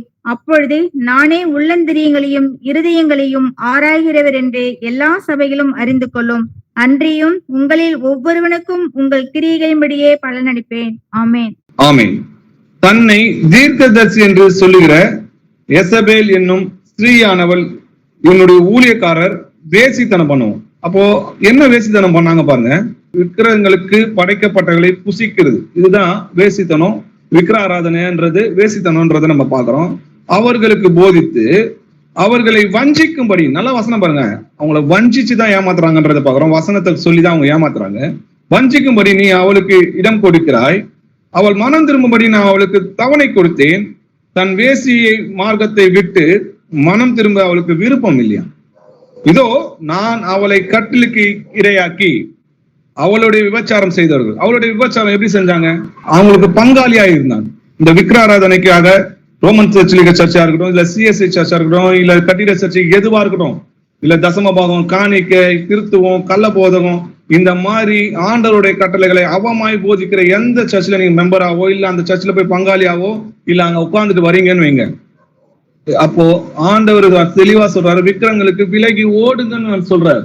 ஆனா இல்ல நான் அங்கதான் போவேன், இல்ல நான் டெத்துக்கு போனேன், இல்ல நான் ஒரு கல்யாணத்துக்கு போனேன் அப்படின்னு சொல்லி நீங்க அதுல போய் நீங்க கால் வச்சு அதுல பங்காளியா நீங்க இருக்கிறீங்கன்னா அம்மட்டும் நீங்க பிசாசுக்கு அவன் முத்திரையை தரித்து கொண்டு அவனுக்கு அடிமையா இருக்கிறீங்கன்னா, அப்போ அவங்க கூட விபச்சாரம் செய்தவர்களையும் நான் அழிப்பேன்னு சொல்றாரு. அவர்களை மிகுந்த உபத்திரத்தை தள்ளி அவருடைய பிள்ளைகளை கொல்லுவேன்னு சொல்லி வசனம் எழுதிருக்கு. அப்பொழுது நானே உள்ளந்திரியங்களையும் இருதயங்களையும் ஆராய்ந்து இருக்கிறவர் என்றும் எல்லா சபையும் அறிந்து கொள்ளும் என்று நம்முடைய கர்த்தர் சொல்லுகிறார். அவனுடைய கிரியைக்கு ஏற்ற பலனும் அவர் அழிப்பான்னு சொல்லி எழுதியிருக்கு இல்லையா? அப்போ வெறும் விக்கிர ஆராதனை நீங்க என்ன நினைச்சுக்கிறாங்கன்னா, ரோமன் கத்தோலிக்கல தான் சிலை இருக்குது, மாதா சிலை இருக்குது, ஜீசஸ்கே சிலை வச்சிருக்காங்க, சூசியப்பர் யார் இருக்கிறாங்களோ எல்லாருக்குமே சிலை வச்சு அவங்களை வணங்க வைப்பாங்க. அவங்க ஓப்பனா நான் தான் அந்தி கிறிஸ்துன்னு வெளிப்படையா சொல்லுவோம். இது சில பேர் இதுல இருந்து தப்பிச்சு வேற இதுல நான் மாட்டிக்கணும். எப்படின்னு பாத்தீங்கன்னா, நாங்க விக்கிர ஆராதனை எல்லாம் பண்ண மாட்டோம், நாங்க விக்கிர ஆராதனை கிடையாது. ஆனா இவங்க என்ன பண்ணுவாங்க, தசம பாகம், காணிக்க, பொருளாசை இருக்கும். இதுவும் விக்கிர ஆராதனை சொல்லிதான் வேதத்துல எழுதியிருக்கு. வாசிக்கலாம். எபேசியர் 5ஆம் அதிகாரம் 5வது வசனம். விபச்சாரக்காரனாவது அசுத்தனாவது விக்கிரக ஆராதனைக்காரனாகிய பொருளாசைக்காரனாவது தேவனுடைய ராஜ்யமாகிய கிறிஸ்துவின் ராஜ்யத்திலே சுதந்திரம் அடைவதில்லை என்று அறிந்திருக்கிறீர்களே. ஆமென். ஆமென். விக்கிர ஆராதனைக்காரனாகிய பொருளாசைக்காரனாவது, இவங்க யாரும் எங்க போக முடியாதான், தேவனுடைய ராஜ்யத்துல போக முடியாதுன்றதை நம்ம பாக்குறோம். ஆண்டவர் அவங்களை யார் கூட ஒப்புறாரு? விபச்சாரக்காரனாவது, அசுத்தனாவது, விக்கிர ஆராதனைக்காரையாக, பொருளாசைக்காரனாவது. இது மூணுமே பயங்கர அருவருப்புன்றத ஆண்டவர் இங்க சுட்டி காட்டுறாரு. இங்க இருக்கிறவங்க தேவனுடைய ராஜ்யத்துல இத போக முடியாதுன்றதை நம்ம பாக்குறோம். கொலேசியர் 3ஆம் அதிகாரம் 5வது வசனங்களை வாசிங்க. ஆகையால் விபச்சாரம், அசுத்தம், மோகம், துர் இச்சை, விக்கிரக ஆராதனையான பொருளாசை ஆகிய இவைகளை பூமியில் உண்டு பண்ணுகிற உங்கள் அவயவங்களை அழித்து போடுங்கள். ஆமேன். ஆமேன். நல்லா பாருங்க. விபச்சாரம், அசுத்தம், மோகம், துர் இச்சை, விக்கிர ஆராதனையான பொருளாசை. ஆகிய இவைகளை பூமியில் உண்டு பண்ணுகிற உங்கள் அவயங்களை அழித்து போடுங்கள்னு சொல்லி எழுதிருக்கு. இப்போ இந்த வசனத்தை கேட்டு நமக்கு என்ன ஞாபகம் வரணும்? 2 கால் உடையவனா நீ நரகத்துல போறதை காட்டிலும் ஒற்றை கால் உடையவனா நீ தேவனுடைய ராஜ்யத்துக்கு போ. உனக்கு எதை இடல் உண்டாக்குதோ அதை தரித்து போடுன்றாரு. அப்போ அழித்து போட சொன்னது என்னத்தின கையும் காலியமா இல்ல. நமக்கு தேவனுடைய ராஜ்யத்துக்கு போகாதபடி விபச்சாரம், அசுத்தம், மோகம், துர்வீச்சை, விக்கிராராதனை ஆகிய பொருளாசை ஆகிய இவைகளை பூமியில் நமக்குள்ள உண்டு பண்ணுகிற இதை என்னன்னு சொல்லி எழுதிருக்கு? அவயங்கள் சொல்லிருக்கு. வெறும் கை கால் மட்டும் நம்மளுடைய அவயங்கள் கிடையாது, இந்த எண்ணங்களை. அதனாலதான் வசனம் பாத்தீங்கன்னா மாம்சத்தின் செய்கைகளை ஆவியினாலே அழித்தால் பிழைப்பீர்கள் சொல்லி எழுதிருக்கு. பண ஆசை எல்லா தீமைக்கும் வேறாய் இருக்கிறது. சிலர் அதை இச்சித்து விசுவாசத்தை விட்டு விலகி அநேக வேதைகளால் தங்களை உருவ குத்தி கொண்டார்கள் சொல்லி எழுதிருக்கு. நம்ம கர்த்தருடைய பந்தியில் இருக்கிறோம். இப்போ நம்ம வீட்டு சபைகளை கூடி உண்மையாலுமே கர்த்தருக்காக மனம் இறங்கி நம்முடைய பாவங்களை அறிக்கையிட்டு ஒருவருக்கு ஒரு புத்தி சொல்லிட்டு கர்த்தருடைய கட்டளை இதுதான் தெரிந்து அதன்படி நடக்கிறோம் இல்லையா? அப்போ நம்ம திருவிருந்து எடுக்கும் போது பாத்தீங்கன்னா நாம் ஆசீர்வதிக்கிற ஆசீர்வாதத்தின் பாத்திரம் கிறிஸ்துவனுடைய ரத்தத்தின் ஐக்கியமா இருக்கிறது அல்லவா? அதே போல நாம் அப்பம் பிடிக்கிறது கிறிஸ்துவோட சரீரத்தின் ஐக்கியமா இருக்கிறது அல்லவா? அப்போ அந்த ஒரே அப்பத்தில் நாம் எல்லாரும் பங்கு படுகிறபடியால் அநேகரான நாம் ஒரே அப்பமும் ஒரே சரீரமா இருக்கிறோம். அப்போ ஒரு அப்பத்தை பிட்டு நம்ம எல்லாரும் சாப்பிடுறோம். அப்போ அந்த அப்பம் இயேசு கிறிஸ்துவோட ரத்தமும் சரீரமும் மாறுதான்னு கேட்டீங்கன்னா இல்ல, அது அடையாளமா இருக்கு. என்னுடைய பாவங்களுக்காக என்னுடைய கிறிஸ்து நொறுக்கப்பட்டார். என் தேவன் எனக்காக மனுஷனா இறங்கி நொறுக்கப்பட்டார். ரத்தம் சிந்து இல்லாம பாவ மன்னிப்பு கிடையாது. என்னோட தேவன் எனக்காக ஜீவனை கொடுத்ததுனால எனக்கு இந்த மீட்பு உண்டாயிருக்குது, எனக்கு இந்த ரட்சிப்பு உண்டாயிருக்குது. அவருடைய மரணத்தை நம்ம தெரிவிக்கிறோம். அதை ஒரே அப்பத்துல நம்ம பிட்டு எல்லாரும் சாப்பிடும் போது நம்ம எல்லாரும் கிறிஸ்துவோட அவயங்கள் சொல்லி அறிக்கை பண்ணுறோம். என் கர்த்தர் உயிரோடு இருக்கிறார், அவர் வருவார் என்பதை நம்ம அறிக்கை பண்ணுறோம். அப்போ அதே போல இந்த கள்ள போதகம் இருக்குது இல்லையா, இந்த வஞ்சிக்கிற உபதேசம் இருக்குது, அவங்க கூட போய் நம்ம பங்காளியா இருக்கிறோம் அப்படின்னா என்ன பண்றோன்றத பாருங்க. 1 கொரிந்தியர் 10ஆம் அதிகாரம் 20-22 வசனங்கள் வாசிக்கலாம். அஞ்ஞானிகள் பலியிடுகிறவைகளை தேவனுக்கு அல்ல பேய்களுக்கே பலியிடுகிறார்கள் என்று சொல்லுகிறேன். நீங்கள் பேய்களோட ஐக்கியமாய் இருக்க எனக்கு மனதில்லை. நீங்கள் கர்த்தருடைய பாத்திரத்திலும் பேய்களுடைய பாத்திரத்திலும் பானம் பண்ணக்கூடாதே. நீங்கள் கர்த்தருடைய போஜன பந்திக்கும் பேய்களுடைய போஜன பந்திக்கும் பங்குள்ளவர்களாய் இருக்கக்கூடாதே. நாம் கர்த்தருக்கு எரிச்சலை மூட்டலாமா? அவர்களையும் நாம் பலவான்களா? ஆமென். ஆமென். அஞ்ஞானிகள் பலியிடுவது தேவனுக்கு அல்ல, பேய்களுக்கே பலியிடுறாங்க என்று சொல்லி இவங்க என்ன நினைச்சுக்கிறாங்க? ஒரு இந்துக்களோ அந்த மாதிரி பலியிடுறத பத்தி இங்க வேதத்துல சொல்லியிருக்குதுங்க. அவங்கள மாத்திரம் சொல்லல, இங்க வசனம் எல்லாமே ஆவிக்குரியதுன்றதை நம்ம பாக்குறோம். நீங்க ரோமன் கத்தீட்ரல்ல பாத்தீங்கன்னா இது பலின்னு சொல்லிதான் சொல்லுவாங்க. இது இன்னைக்கு இருக்கிற பொருளாசை ஆகிய விக்கிராராதனை செய்யற தசம்போகம் காணிக்கன்னு வாங்கி பணக்கார சர்ச்சின்னு சொல்லி தன்னை சொல்லிக்கிற எல்லாருமே பலியிடுகிறது என்னது? பேய்களுக்கு தான் பலியிடுறாங்கன்றதை நம்ம புரிஞ்சுக்கிறோம். பேய்களுக்கு பலியிடுங்கள் என்று சொல்லுகிறேன், நீங்கள் பேய்களுடைய ஐக்கியமா இருக்க எனக்கு மனதில்லை என்றார். நீ கர்த்தருடைய பந்திலும் பேய்களுடைய பந்திலும் பானம் பண்ணக்கூடாது. ஒண்ணு கர்த்தரோட இருக்கணும், இல்ல பாகாலோட இருக்கணும். நம்ம குந்தி அந்த பக்கமும் இந்த பக்கமும் நம்ம நடக்கக்கூடாது. நம்ம அனலம் இல்லாம குளிரும் இல்லாம இருந்தா கர்த்தர் நம்மளை வாந்தி பண்ணி போடுவார்னு சொல்லி எழுது. நீங்கள் கர்த்தருடைய போஜன பந்திக்கும் பேய்களுடைய போஜன பந்திக்கும் பங்குள்ள இருக்கக்கூடாது. நம்ம கர்த்தரை எரிச்சல மூட்டக்கூடாதுன்னு சொல்லி எழுதிருக்கு. நம்ம என்ன பண்ணணும்? அவங்களை விட்டு விலகி ஓடணும். வாசிக்கலாம். 2 கொரிந்தியர் 6ஆம் அதிகாரம் 14-17 வசனங்கள் வரைக்கும் வாசிக்கலாம். அந்நிய நுகத்திலே அவிசுவாசிகளுடன் பிணைக்கப்படாதிருப்பீர்களாக.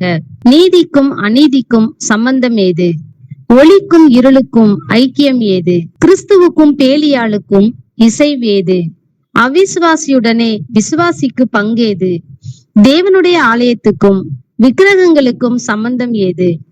நான் அவர்களுக்குள்ளே வாசம் பண்ணி அவர்களுக்குள்ளே உலாவி அவர்கள் தேவனாய் இருப்பேன், அவர்கள் என் ஜனங்களாய் இருப்பார்கள் என்று தேவன் சொன்னபடி நீங்கள் ஜீவனுள்ள தேவனுடைய ஆலயமாய் இருக்கிறீர்களே. ஆனபடியால் நீங்கள் அவர்கள் நடுவில் இருந்து புறப்பட்டு பிரிந்து போய் அசுத்தமானதை தொடாது இருங்கள் என்று கர்த்தர் சொல்லுகிறார். ஆமென். ஆமென். அந்நிய நுகத்தில் அந்நிய நுகன்றது கட்டலன்னு அர்த்தம். அப்போ நியாயப்பிரமாணத்தான் நுகம் சொல்லி பழைய ஏற்பாட்டுல எழுதியிருக்கு. இப்ப அந்நிய நுகம்னா ஆண்டவர் போதிக்காத கட்டளையில அவிசுவாசிகளுடன் பிணைக்கப்படாதிருங்க.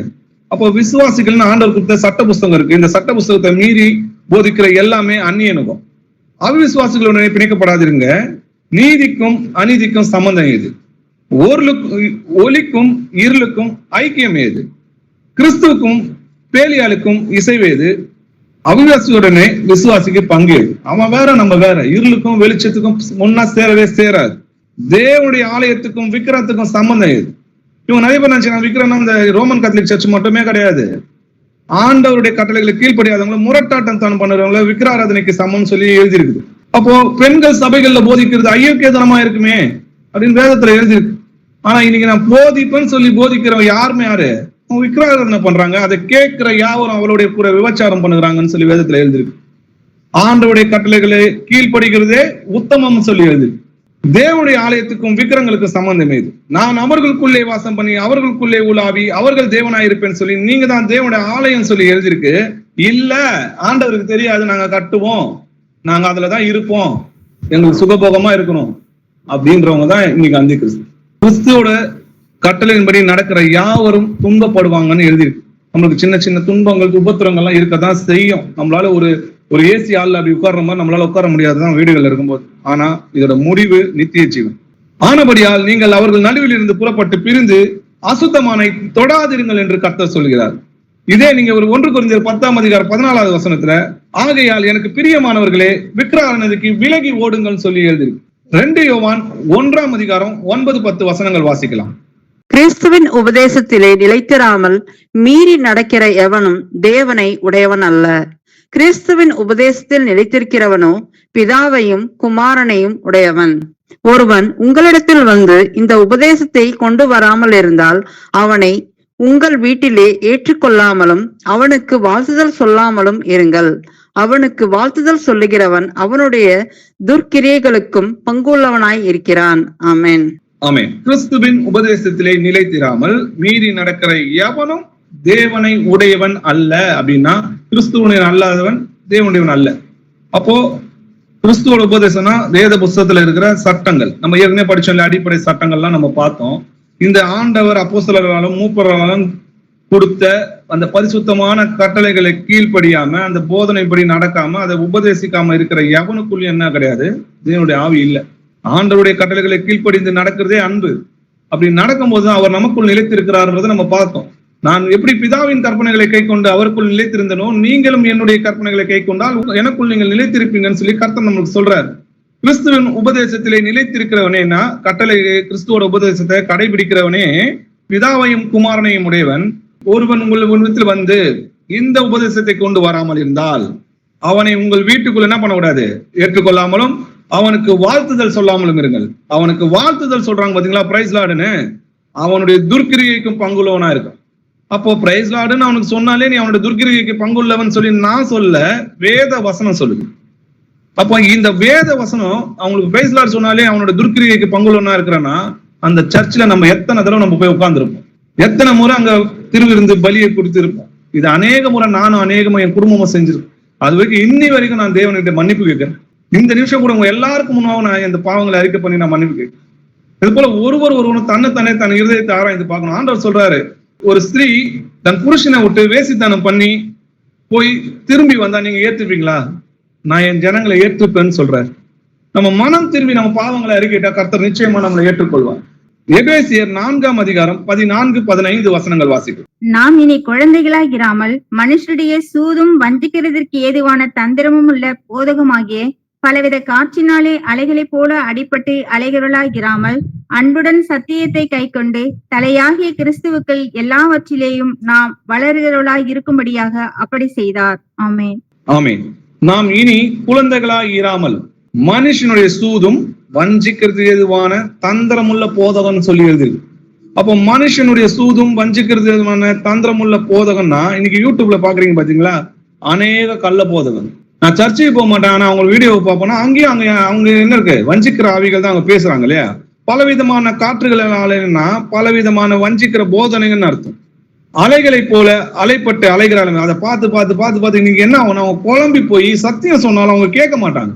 ஏன்னா பிசாசு அவங்களுக்கு வஞ்சிக்கிற ஆவிய அவங்களுக்குள்ள இருக்கிறதுனால சத்தியத்துக்கு அவங்க செவி கொடுக்க மாட்டாங்க. அப்போ அன்புடைய சத்தியத்தை கை கொண்டு தலையாகி கிறிஸ்துக்குள் நம்ம எல்லாவற்றிலும் வளரும்படியாகனா நம்ம வேத புஸ்தகத்தை தான் படிக்கணும். வேதத்தை படிக்கிறதுக்கு ஆண்டவர் நம்ம பண்ண நமக்கு ஞானத்தை கொடுப்பார். நம்மளுக்கு அவரோட ஆவியினால்தான் அதை கத்துக்கொள்ள முடியும். இது ஒரு விடுகதை மாதிரி இருக்கும்.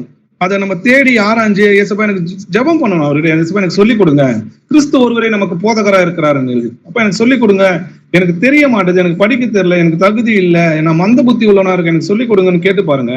அவரை போல ஒரு டீச்சர் நமக்கு இருக்கவே முடியாது. நிச்சயமா அவர் நமக்கு சொல்லிக் கொடுப்பார். அந்த வசனம் நம்ம இருதயங்களை பதியும், நம்ம வளர்ந்து கொண்டே இருப்போம் கிறிஸ்துக்குள்ள. ரோமர் 6ஆம் அதிகாரம் 16, 17 வசனங்கள் வாசிக்கும். மரணத்துக்கு ஏதுவான பாவத்துக்கானாலும் நீதிக்கு ஏதுவான கீழ்ப்படிதலுக்கானாலும் எதற்கு கீழ்ப்படியும்படி உங்களை அடிமைகளாக ஒப்பு கொடுத்தீர்களோ அதற்கே கீழ்ப்படுகிற அடிமைகளாய் இருக்கிறீர்கள் என்று அறியீர்களா? முன்னே நீங்கள் பாவத்திற்கு அடிமைகளாய் இருந்தும் இப்பொழுது உங்களுக்கு ஒப்புவிக்கப்பட்ட உபதேச சட்டத்திற்கு நீங்கள் மனப்பூர்வமாய் கீழ்ப்படிந்ததினாலே தேவனுக்கு ஸ்தோத்திரம். ஆமென். ஆமென். இந்த வசனத்தை நல்லா கவனிச்சு பாருங்க. மரணத்துக்கு ஏதுவான பாவத்துக்காகிலும் நீதிக்கு ஏதுவான கீழ்ப்படிதலுக்கு ஏதாகிலும் எதற்கு கீழ்ப்படியும்படி உங்களை அடிமையாக ஒப்பு கொடுக்கிறீர்களோ அதற்கே கீழ்ப்படுகிற அடிமைகளா இருக்கிறீர்கள் என்று அறிவீர்களா? அப்போ தேவனுடைய வசனத்துக்கு கீழ்ப்படியும் போது நீங்க அதுக்கு நடந்தீங்கன்னா அதற்கு தேவனுக்கு அடிமையா இருக்கிறீங்க, தேவனுடைய முத்திரையை தரித்துக் கொள்கிறீங்க. இதே அந்நிய போதனைகளுக்கு நீங்க கீழ்ப்படிந்து அதற்கு அடிமையா இருந்தீங்கன்னா அப்போ அந்தி கிறிஸ்துவோட முத்திரையை நீங்க தரித்துக் கொள்கிறீங்கன்ற அர்த்தம். முன்னே நீங்கள் பாவத்துக்கு அடிமைகளா இருந்தும் இப்போது உங்களுக்கு ஒப்புவிக்கப்பட்ட உபதேச சட்டம் எழுதியிருக்கு. அப்போ அந்த உபதேச சட்டத்திற்கு மனப்பூர்வமாய் கீழ்ப்படிந்தனாலே தேவனுக்கு ஸ்தோத்திரம். இப்போ இதே மாதிரி பழைய ஏற்பாட்டுல ஒரு சின்ன சம்பவத்தை பார்க்கலாம். அந்நிய அக்னிய எடுத்துட்டு வராங்க, தேவனுக்கு செலுத்துறாங்க, கர்த்தர் அவங்களை கொன்று போட்டாருன்றத பார்க்கிறோம். வாசிக்கலாம். லேவியராகமம் 10ஆம் அதிகாரம் 1-2 வசனங்கள் வாசிக்கலாம். பின்பு ஆரோனின் குமாரராகிய நாதாபும் அபியூவும் தன் தன் தூப கலசத்தை எடுத்து அவைகளில் அக்கினியையும் அதின் மேல் தூப வர்க்கத்தையும் போட்டு கர்த்தர் தங்களுக்கு கட்டளையிடாத அந்நிய அக்கினியை அவருடைய சந்நிதியில் கொண்டு வந்தார்கள். அப்பொழுது அக்கினி கர்த்தருடைய சந்நிதியிலிருந்து புறப்பட்டு அவர்களை பட்சித்தது. அவர்கள் கர்த்தருடைய சந்நிதியில் செத்தார்கள். ஆமென். ஆமென். ஆரோனுடைய குமாரர்கள்னா ஆண்டவருக்கு ஊழியம் செய்யறவங்க, ஆசாரியர்களும் எல்லாரும் நம்மள ஆக்கினார்ன்றதை நம்ம பாக்குறோம். அவங்க என்ன பண்ணாங்களாம்? கர்த்தர் தங்களுக்கு கட்டளையிடாத, நல்லா இந்த வசனத்தை நல்லா கவனிச்சு பாருங்க, கர்த்தர் தங்களுக்கு கட்டளையிடாத அந்நிய அக்னி. அப்போ அவருடைய வசனம் எப்படி இருக்குது? அக்னியை போல இருக்குது அப்படின்றத நம்ம பார்த்திருக்கோம். அப்போ அந்த வசனம் ஆண்டவருடைய கட்டளையிடாத அந்த வசனங்களை அவருடைய சந்நிதியில் கொண்டு வந்தவங்களை அப்போது அக்னி கர்த்தருடைய சந்நிதியிலிருந்து புறப்பட்டு அவர்களை பட்சித்தது. அவர்கள் கர்த்தருடைய சந்நிதியில செத்து போனாங்கன்றத பாக்குறோம். இன்னைக்கும் ஆண்டவர் சொன்ன உபதேச வசனங்களுக்கு கீழ்ப்படியாம வேறொரு உபதேசத்தை கொண்டு வந்தா அவங்க கர்த்தருக்கு ஏற்கனவே சொன்னது மாதிரி சபிக்கப்பட்டவங்கன்னு சொல்லி எழுதியிருக்கபடி அவங்களோட முடிவு மரணம் தான். அப்போ ஆண்டவருடைய உண்மையான சத்தியத்துக்கு தான் நம்ம நடக்கணும், கீழ்ப்படியணும்னா வேதத்தை முதல்ல நம்ம படிக்கணும். அதுல ஆண்டவருடைய வசனம் என்ன சொல்லி இருக்குது அப்படின்றத கீழ்ப்படிஞ்சு உபதேச அடிப்படையில் சத்தியத்திற்கு மனப்பூர்வமா நம்ம கீழ்ப்படியணும். அப்போ நம்ம என்ன பண்ணணும்? ஆண்டவருடைய கட்டளைகளை ஒன்னும் கூட்டவும் கூடாது, ஒன்னும் குறைக்கவும் கூடாதுன்னு ஆண்டவர் எதுக்கு சொல்றாரு? நான் அவர் எழுதி இருக்குதா, இதோ அடியேன் கேட்கிறேன்னு சொன்னோம். இவங்க என்ன சொல்லுவாங்கன்னா, அது 2000 வருஷத்துக்கு முன்னாடி எழுதினாங்க, அன்னைக்கு வீட்டு சபைகள் இருந்தாங்க, இன்னைக்கு நிறைய பேர் வாழ்ந்துட்டாங்க. 3000 பேர் ஞானஸ்தானம் எடுக்கும் போது கூட வீடுகள்ல தான் கூடியிருந்தாங்க. ஆண்டவருக்கு தெரியும் 1000 வருஷ அரசாட்சியை பத்தி எழுதியிருக்கிறாரு, வரப்போகிற 3ஆம் உலக போரை பத்தி எழுதியிருக்கிறாரு. அப்படி இருக்கும்போது சபையை யார் வழி நடத்தணும், எப்படி வழி நடத்தணும், எங்க கூடணும், எல்லாமே உபதேச சட்டம்னு சொல்லி எழுதியிருக்கு. அப்போ அதுக்கு நம்ம கீழ்ப்படிகளா இருக்கணும். அதை விட்டுட்டு அந்நிய போதனைகளை நம்ம கொண்டு வந்தோம்னா கர்த்தர் எப்படி ஆரோனோட குமாரனை கொன்று போட்டாரோ அதே போல நியாயத்தீர்ப்புல கீழ்ப்படியாதவர்களை கொன்று போடுவாருன்றதை நம்ம பார்க்கிறோம். மத்தேயு 12ஆம் அதிகாரம் 30வது வசனம் வாசிக்கலாம். என்னோட இராதவன் எனக்கு விரோதியாய் இருக்கிறான், என்னோட சேர்க்காதவன் சிதறடிக்கிறான். ஆமென். என்னோட இராதவன் எனக்கு விரோதியாய் இருக்கிறான்னு சொல்லி எழுது. அப்போ கிறிஸ்துவோட ஆவி இல்லாதவன் அவருடைய நல்லன்னு சொல்லி எழுதிருக்கு. அப்போ அவருடைய நல்லனா அவருடைய சத்துருன்னு அர்த்தம். அப்ப நம்ம மீட்கப்படும் நாளுக்கு என்று முத்திரையாக பெற்ற பரிசுத்தாவை துக்கப்படுத்தாதீங்கன்னா இன்னைக்கே ஆண்டவருடைய வசனங்கள் என்னன்றதை கேட்டு கீழ்ப்படிந்து அடிப்படை சத்தியத்துக்கு நம்ம கீழ்ப்படிந்து இயேசு கிறிஸ்து தேவன் என்பதை ஏற்றுக்கொண்டு ஜீசஸ் நேம்ல ஞானஸ்தானம் எடுத்து வீடு சபைகளை கூடியிருக்கணும். அதுக்கு 100 பேர் 200 பேர் இருக்கணும் அவசியம் இல்லை. எங்க 2 இல்ல 3 பேர் கூடி ஜெபிக்கிறீர்களோ மத்தியில நான் வாசம் பண்ணுவேன்றாரு. அதுக்கு ஒரு போதகர்களா இருக்கணும், போதகர் எழும்பணும், அப்படியெல்லாம் இல்லை. சபைகள் அங்கங்க மூப்பர்களை ஏற்படுத்தி அவங்களுக்கு அந்த சட்ட திட்டங்களுக்கு கீழ்ப்படிந்து அதன்படி நடக்கும்படி அவங்களை கர்த்தரிடத்தில் ஒப்புவித்தாங்கன்னு சொல்லி எழுதி. யோவானும் பேதுருவும் தன்னை என்ன சொன்னாங்க? மூப்பர்கள்னு சொல்லிதான் அறிமுகப்படுத்தினாங்களே சொல்லி தவிர போதகர்னு சொல்லல. ஏன்னா அவங்க கர்த்தருடைய கற்பனைகளுக்கு கீழ்ப்படிந்தாங்க. ஏன்னா கிறிஸ்து ஒருவரே உங்களுக்கு போதகரா இருக்கிறாரு, நீங்கள் போதகர் என்று அழைக்கப்படாது இருங்கன்னு சொல்லி அந்த வசனத்துக்கு கீழ்ப்படிந்தாங்க. அதனாலதான் அவங்களுக்குள்ள தேவனோட ஆவி இருந்தது. நீ போதகர்னு சொல்லி உன்னை அறிக்கை பண்ணாலுமே நீ கர்த்தருடைய சத்ருவா இருக்கிறன்னு சொல்லி எழுதிருக்கு. கடைசியா ஒரே ஒரு வசனம் மட்டும் பார்க்கலாம். யோவான் 12ஆம் அதிகாரம் 48வது வசனம் சொல்லுது, என்னை தள்ளி என் வார்த்தையை ஏற்றுக்கொள்ளாதவனை நியாயம் தீர்க்கிறது ஒன்று இருக்கிறது, நான் சொன்ன வசனமே அவனை கடைசி நாளில் நியாயம் தீர்க்கும். அப்ப இந்த சட்ட புஸ்தகத்தின்படி நீங்க நடக்கலன்னா இந்த சட்ட புஸ்தகம் உங்களை நியாயம் தீர்க்கும்ன்றதை நம்ம பார்க்கிறோம். இன்னைக்கு எல்லாவற்றையும் சோதித்தறிஞ்சு நலமானதை நீங்க பிடித்துக் கொள்ளுங்க. எல்லா வசனத்தையும் சோதித்து பாருங்க. ஆனா இதுதான் நலம்ன்றது உங்களுக்கு தெரிஞ்ச பிறகும் அதுக்கும் நீங்க கீழ்ப்படியாம முரட்டாட்டம் பண்ணினீங்கன்னா நீங்க விக்கிராராதனை பண்றீங்க. விக்கிராராதனை பண்றவங்க அந்த அந்தி கிறிஸ்துவோட முத்திரையை தரித்துக் கொண்டு இருக்கிறாங்க. அந்த முத்திரையை தரித்துக் கொள்கிறவங்க எவனும் தேவனுடைய ராஜ்யத்துக்கு பிரவேசிக்க முடியாதுன்றதுக்கான இன்னைக்கு வசனங்களை நம்ம பார்க்கிறோம். அப்போ அவன் முத்திரையை நம்ம எப்படி தரித்துக் கொள்கிறோம்? அந்நிய அக்னியை கொண்டு வந்து, அதாவது அந்நிய போதனைகளை கொண்டு வந்து அதன்படி நடக்கும்படி உங்களை வஞ்சிக்கிற அந்த உபதேசங்களுக்கு கீழ்ப்படிந்து நீங்க நடக்கும்போது அவனுடைய முத்திரையை நீங்க தரித்துக் கொள்கிறீங்க. இதே இயேசு கிறிஸ்து தேவன் என்று அறிக்கை பண்ணி அவருடைய உபதேச சட்ட புஸ்தகங்களை கீழ்ப்படிந்து வீடு சபைகளை கூடி சகோதர சகோதரிகளுடைய ஒருமித்து தேவனை ஆராதித்து திக்கற்ற பிள்ளைகளுக்கும் ஏழைகளுக்கும் விதவைகளுக்கும் சந்தித்து கிறிஸ்து வருவார் என்று அவருக்காக காத்து கொண்டிருக்கிற பிள்ளைகளா இருக்கும். நம்ம வேலை செஞ்சு அவருக்காக காத்து கொண்டிருந்த பிள்ளைகள் தான் எப்படி இருக்குன்னா, ஒரு எஜமானுக்கு எப்படி வேலைக்காரன் காத்திருப்பானோ கூலிக்காக, அது போல கர்த்தரை நம்ம கூலிக்காக காத்து கொண்டிருக்கோம். ஏன்னா அவன் கிரியை ஏத்த பலன் என்னோட கூட வருகிறதுன்னு சொல்லி எழுதியிருக்கிறார். என்னை தள்ளி என் வார்த்தையை ஏற்றுக்கொள்ளாதவனை நியாயம் தீர்க்கிறது ஒன்று இருக்கிறது, நான் சொன்ன வசனமே கடைசி நாள்ல அவனை நியாயம். அப்போ எல்லா வசனத்துக்கும் நம்ம கீழ்ப்படிந்து நம்ம பயந்து நடக்கிறவங்களா இருக்கணும். ஆமே பிரதர்ஸ், யாராவது ஒருத்தவங்க முடிவு ஜெபம் பண்ண முடியுமா? மகா இரக்கும் கிருபையும் அன்பும் தயவும் நிறைந்த எங்கள் அன்பின் பரிசுத்த பிதாவே, நீ நேற்றும் இன்றும் என்றும் மாறாத தேவனே, உயர்த்துகிறோம், ஸ்தோத்திரிக்கிறோம், உங்க நன்றி செலுத்துகிறோம் ஆண்டவரே. அப்பா, இந்த பிரதர் மூலியமா அனுதின வாழ்க்கைக்கு ஏற்ற ஆலோசனையை அப்பா இந்த 1 மணி நேரத்துக்கு மேல் நாங்கள் கேட்டோம் ஆண்டவரே. அப்பா, இந்த கடைசி கால எச்சரிப்பின் செய்தியை நாங்கள் கேட்டோம் ஆண்டவரே. அப்பா, அந்தி கிறிஸ்து 66 முத்திரையை பற்றியும் ஆண்டவரே, ஒவ்வொரு சபைகளிலே எப்படி ஏமாற்றி ஜனங்களை ஏமாற்றி பேசினார்களோ ஆண்டவரே, இன்றைக்கு இந்த வார்த்தைக்கு ஒரு தெளிவு கிடைத்தது ஆண்டவரே. ஆனாலும் கர்த்தர் உம்முடைய வார்த்தையை கொண்டு, ஜீவனுள்ள வார்த்தையை உம்முடைய தாசன் மூலியமா வெளிப்படுத்தினீங்கப்பா. அந்த வார்த்தையை கேட்டு அந்த வார்த்தையின் பிரகாரம் நாங்கள் அனைவரும் நடக்க கர்த்தர் எங்களை தகுதிப்படுத்துங்க ஆண்டவரே. அப்பா, இந்த வார்த்தையை கேட்டால் மட்டும் போதாது ஆண்டவரே, இந்த வார்த்தையை கேட்டு அதன் பிரகாரம் நடக்கிறவர்களை நீதிமான்கள் என்று உம்முடைய வேதம் சொல்லுகிறது ஆண்டவரே. அதை கேட்டு ஒவ்வொருவரும் நாங்கள் அந்த வார்த்தையின் பிரகாரம் நடக்க கர்த்தர் எங்களை தகுதிப்படுத்துங்க ஆண்டவரே. இதை கேட்ட ஒவ்வொரு சகோதரர்கள் சகோதரிகள் சிறு பிள்ளைகள் அனைவரையும் கர்த்தர் ஆசீர்வதித்து அந்த ஜீவனுள்ள வார்த்தையை கேட்டு அந்த வார்த்தையின் பிரகாரம் ஒவ்வொருவரும் நடக்க தகுதிப்படுத்துங்க ஆண்டவரே. முடிவு பரியந்தும் நிலைத்திருப்பவனை ரட்சிக்கப்படுவான் என்று வேதம் கூறுகிறது ஆண்டவரே. இந்த வார்த்தை ஆண்டவரே, ஜீவனுள்ள வார்த்தை எங்களுக்குள் இருதயமான பலகையிலே பதிந்து விட்டது ஆண்டவரே. உடைய வருகை பரியந்தும் இந்த வார்த்தையை கேட்டு ஒவ்வொருவரும் நடக்க எங்களை தகுதிப்படுத்துங்க. உங்களுடைய வருகையை நாங்கள் எதிர்நோக்கி காத்திருக்கிறோம் அப்பா. அப்படியே செய்யுங்க. எல்லா துதிக்கான மகிமை யாவும் உமக்கே செலுத்துகிறேன். ரட்சகர மீட்பெருமாய இயேசு கிறிஸ்துவின் நாமத்தினாலே ஜெபிக்கிறேன். செபம் கேளு எங்கள் ஜீவனுள்ள நல்ல பிதாவே. Amen. Amen. Praise Lord brother. Praise Lord sister.